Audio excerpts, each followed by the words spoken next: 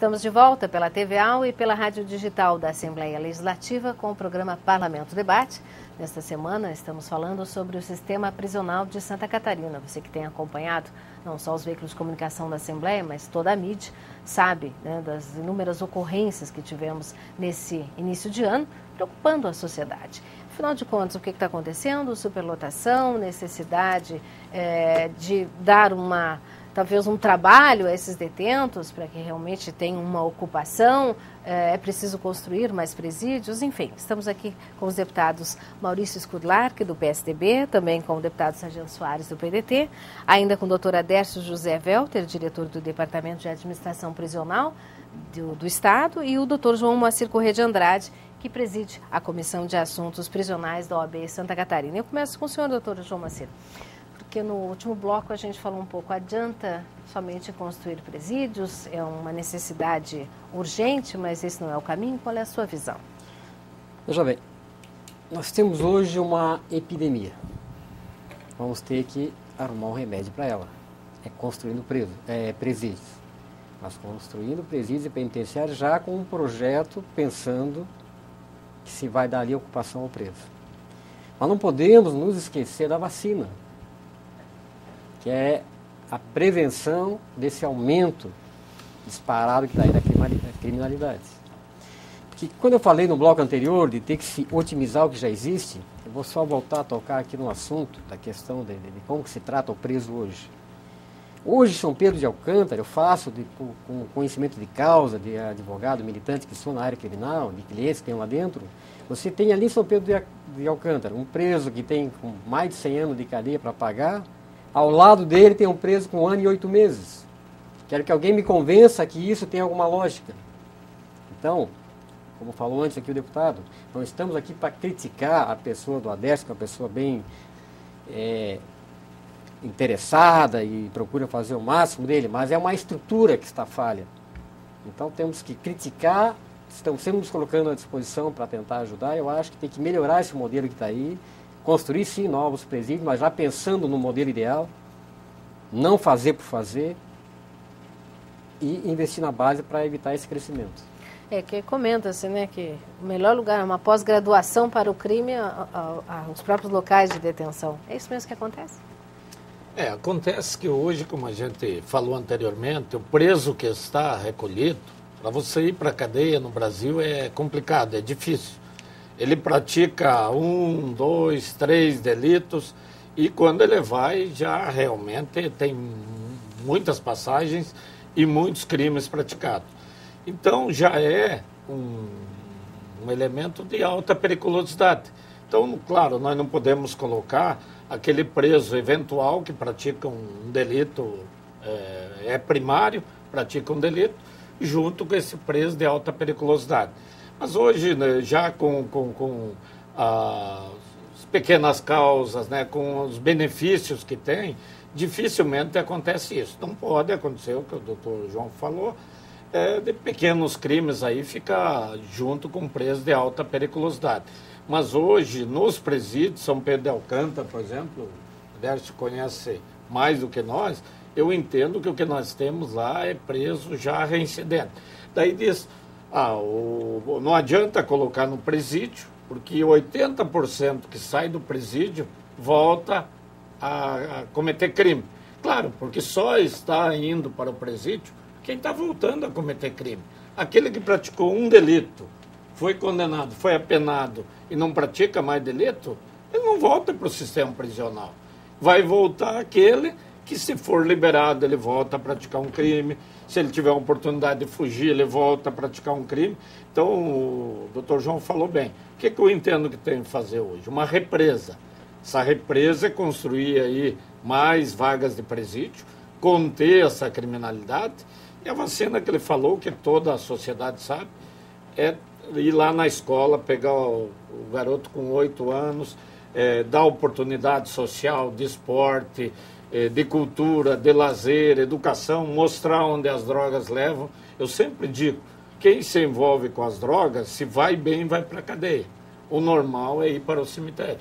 Então, isso tem que levar para os jovens e fazer um trabalho preventivo. Então, entendo que precisa fazer essa barragem, fazer essa contenção, precisa leis, inclusive, endurecer, diminuir um pouco dos benefícios da lei de execução penal aí, em alguns casos, e segurar, conter a criminalidade e preparar a sociedade para um futuro com os nossos jovens, que, quem sabe, daqui 10, 15 anos nós possamos desativar alguns presídios desses, transformar em museu, em grandes escolas, né? Grandes Isso. escolas, hospitais, como há uma proposta, inclusive, aqui em Florianópolis. Né? Essa ideia aí de fazer para depois transformar em museu e escola é um bálsamo, né? Porque a gente diz, puta, mas que desgraça, né? Só cresce, só estica. É isso que tá sendo falado aqui pelos colegas aqui. Ó. Se não tiver, na cidade que não tem creche, bom não que tem não escola, precisasse, que não né? tem Mas esporte precisa. no bairro. Não tem. Que não tem escola em tempo integral. Que o pai e a mãe têm que trabalhar. Que o menino fica lá na rua do bairro refém da criminalidade. Ele vai delinquir. Uma sensação de impunidade que existe e é falsa, porque ela existe por um tempo. Né? Como o deputado Scudillac falou, é por um tempo. Não tem traficante que vai traficar 20, 30 anos, ficar velho e se aposentar como traficante. Ele vai ser preso se tiver sorte, senão ele vai morrer. E assim, ó, sendo preso ou não, eles não envelhecem. Né? Pegar um traficante com 70 anos de idade é muito raro, né? Que começou aos 15, né? Ou aos 20. Né? Então é uma chaga social bastante grave, né? Que precisa ser atacada. O Soares está trabalhando de assistente social agora lá na Assembleia Legislativa. Né? Com todo o respeito aos assistentes sociais, não é isso. É uma questão porque todos eles têm família e vêm da sociedade. Todos eles são filhos desta mesma sociedade da qual nós somos parte. Dos mesmos bairros, das mesmas cidades, dos mesmos clubes sociais, do mesmo jogo de futebol. Né? Todos eles. E se não tratar isso, é preciso sim, isso que tomara que a gente possa... Né, transformar, né, no futuro esses presídios e penitenciárias em escolas, em museus e centros de cultura e etc. Mas é preciso atuar aí também na repressão, não tem jeito, porque estou falando um monte de coisa paradoxal e aparentemente contraditória. Não, né, hoje. Está perfeitamente compreensível. Porque apesar vamos usar a palavra correta, da dureza que é, para não usar a palavra brutalidade, porque é uma medida de força, como eu coloquei, e não tem medida de força simpática, né? A polícia foi lá, arrebentou a porta. Mas vai fazer de que jeito? Né? Se os caras estão armados do outro lado, provavelmente estão armados. Né? A polícia agiu assim, é uma medida de força. Então é uma medida de força, não é simpática, é antipática. Precisa ter isso. Né? Precisa ter isso, precisa investir na repressão, precisa investir com essa dureza. É dura a situação, é complexa, e quem tem familiares ou teve no sistema prisional, sabe do que estamos falando aqui.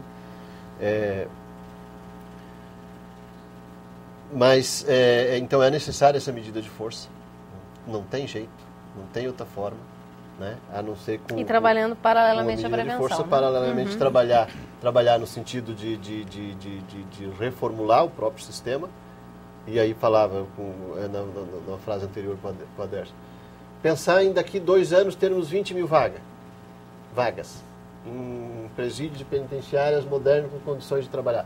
Olha o tamanho do investimento que é preciso ter. É preciso fazer isso, e para concluir a ideia daí, a ideia vem e vai. Mas eu lhe entendi, a prevenção e tem que caminhar paralelo a esse investimento em segurança pública. Não tem jeito a não ser... Tem que construir presídio, tem que fortalecer a segurança. A não ser construindo presídio. E medida, essa é a frase que está me fugindo, é medida civilizatória. Aí que parece contraditório né? Mas é garantir a cidadania. É medida civilizatória, porque o cidadão que está lá catando papelão no seu bairro, voltando de ajudante de pedreiro ou de pedreiro, trabalhou 12 horas naquele dia, ou 6 horas, não importa quantas horas, mas trabalhou o dia inteiro. Para entrar na sua casa, tem que passar numa rua e baixar a cabeça, porque tem 2 ou 3 ou 4 ou meia dúzia de malandro de 15, 18 ou 20 e poucos anos sentado vendendo droga. E ditando regras. Então essa medida de força é uma medida civilizatória. Impondo regras, né? Impondo regras. impondo regra. Eu conheço, o cidadão de 70 anos tem que baixar a cabeça para passar no beco. É brabo. Doutora Décio, para a gente concluir, o que nós temos de previsto no Estado em termos de investimento nessa área do sistema prisional? Bom, eu queria já em andamento, né? Eu queria concluir um pouco do que disse o Dr. Maurício aqui. Hoje, nós ainda temos em média 12 mil mandados de prisão em aberto. Desses, alguns são da mesma pessoa em função de vários crimes que cometeu. Então, nós estaríamos hoje com, além das 6.270 vagas em déficit, mais 8.000 a 9.000 que são mandados de prisão em aberto, e que quando sai uma nova unidade prisional, ou quando a gente transfere... 20 mil vagas não chega. Ou quando a gente transfere um cidadão de uma comarca, ou quando progride de regime, imediatamente já acaba a polícia indo atuar para cumprir aqueles mandados de prisão que estão em aberto e que está sendo processo de investigação e que tem que ser concluído e que por vezes hoje acaba sendo relegado ao segundo plano o crime de menor potencial ofensivo, e a polícia está atuando efetivamente nas ações mais graves de maior repercussão. Não que ela queira fazer isso, mas acaba se sentindo forçada porque nós não temos aquela vaga, ou, né, infelizmente o sistema prisional não tem como recuperar e absorver tudo isso. Então, nós estamos já encaminhamos alguns projetos, precisamos de uma ala, sim, daí, de segurança máxima no Estado para o cumprimento do regime disciplinar diferenciado, que é o RDD, que está previsto na Lei de Execução Penal, para que nós não tenhamos mais que transferir daqui para penitenciárias federais, aqueles internos que são daqui, que são um problema nosso, que acabam indo fazer escola lá fora, vão permanecer no máximo por 2 anos e retornam para o Estado. Já daí... Por outro lado, também não queremos dos outros, né? Não tem isso também. Mas tudo bem, claro, mas veja bem, é um problema hoje não só do Estado, como do país. Aí a gente, em estados vizinhos, observa aí déficit de vaga. São Paulo, 72 mil. No Rio Grande do Sul, o déficit de vaga é 11 mil. E no Paraná também não está diferente. Então a gente observa que a situação nossa ainda não é de calamidade. Nós temos Paraná, acho que é o mais crítico de presos em delegacias ainda do Brasil. 12.824. Aí então a gente pode entender esses números, doutor Maurício. Delegacia. Está engessado. Deputado, só para ter uma ideia, num percentual, por 100 mil habitantes, hoje o Rio Grande do Sul teria 273 pessoas presas, o Paraná 323 pessoas presas, São Paulo 408, Santa Catarina 236 pessoas. Então a nossa situação ainda é uma situação que a gente tem o controle, precisamos investir. A população menor, estado menor. Mas no comparativo por 100 mil habitantes, eu acho que a gente tem uma média, tem um índice que pode servir de comparação. Então, só para a gente encerrar, o que nós temos já em andamento, até para colocar isso para a sociedade catarinense? Nós precisamos aí de 20 mil vagas. Claro que não vai ser um passo mágico. Temos um presídio em Chapecó, em fase de conclusão. Nós temos o presídio de Tubarão, em fase de conclusão. Itajaí. Complexo penitenciário de Itajaí. Um presídio novo em Lages também, que já está em fase de conclusão. E outros encaminhamentos que foram dados para a construção de mais presídios penitenciários, um hospital de custódia e tratamento psiquiátrico na região do meio oeste catarinense, até porque o nosso aqui passa por um problema seríssimo, né? E outros investimentos aí que tenho certeza que a Secretaria faz. São Lourenço lá tem perspectiva, porque levam preso de São Lourenço para Xanxerê, Chapecó. A região oeste toda, a gente já tem essa previsão. A distância já é algo, né? Não tenha dúvida. Muito bem lembrado pelo senhor aí. São Lourenço do Oeste, Dionísio Cerqueira, São Miguel, a gente tem problemas naquela região e precisamos com certeza também construir uma unidade lá. 30 segundos de cada um. Como a sociedade pode contribuir nesse sentido? Muito. A começar pela cobrança, porque eu deixo aqui uma indagação. De quem é a culpa disso tudo? É da sociedade como um todo, sim. Mas do nosso executivo, que é quem detém o orçamento e é quem distribui.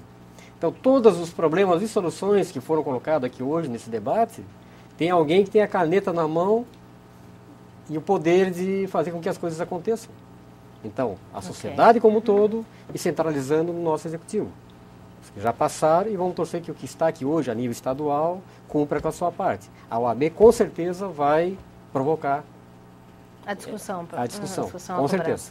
Deputado Sargento Soares, uma sociedade participativa, né? A sociedade precisa cobrar, cobre como seus disse bem o representantes Dr. executivo e João, legislativo. precisa cobrar do executivo, do legislativo, do judiciário, das instituições, né? Mas tem razão que é o executivo que tem as condições para executar. Agora, assim, ó, é uma questão que a sociedade precisa resolver. Né? A sociedade precisa resolver, inclusive, na hora de escolher os governantes, né? A sociedade precisa resolver qual o ônus que ela vai pagar, com o risco da desagregação futura, né? Da barbárie, do alastramento da barbárie social futura. E discordando do que o Aderso disse, né? Mas com o risco da barbárie social, né, que está se alastrando, a sociedade precisa pesar quanto que ela quer investir, quanto que ela quer que o seu governo invista em segurança pública, né, ou nos serviços públicos em geral, para poder investir menos em segurança, investir nos serviços públicos em geral, mas dada a situação, quanto que precisa investir também na segurança pública e no sistema prisional em particular. Perfeito. Doutora Aderso. Eu vejo que a sociedade ela tem que, bem colocado pelo deputado Soares aí, no poder do voto, escolher seus governantes, suas lideranças, entender que, como muito bem colocado também pelo deputado Maurício Skudlark, a lei prevê a condição, a criação de uma cadeia pública em cada comarca. Então, também trabalhar com os seus governantes para que ali não criem barreiras, porque para nós também é desgastante, o sofrimento é muito grande quando a gente vê as famílias chegando de longe para visitar o seu ente que está ali recolhido e que vai retornar, é parte dessa sociedade, porque naquela região, aquela condição não aconteceu, e também se preparar para receber de volta essas pessoas, que são entes da sociedade, vão passar um período conosco e vão retornar. Deputado Maurício Skudlark. Eu acho que nós temos que começar a falar mais cedo sobre o perigo das drogas, né? Pais, família, escola. Nós temos que ter esse trabalho de prevenção. Uma família que tem um drogado é uma família toda desestruturada, né?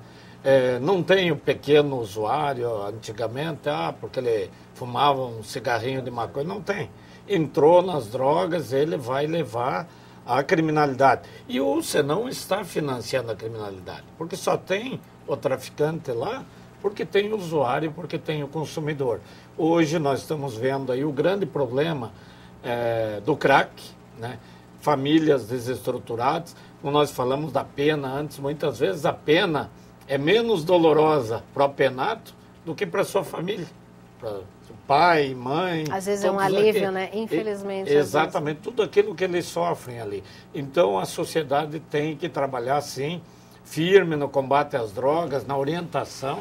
E nós, como hoje, 80% dos presos estão ligados às drogas. Então, se nós começarmos a diminuir o problema das drogas, nós vamos diminuir o problema da criminalidade no país.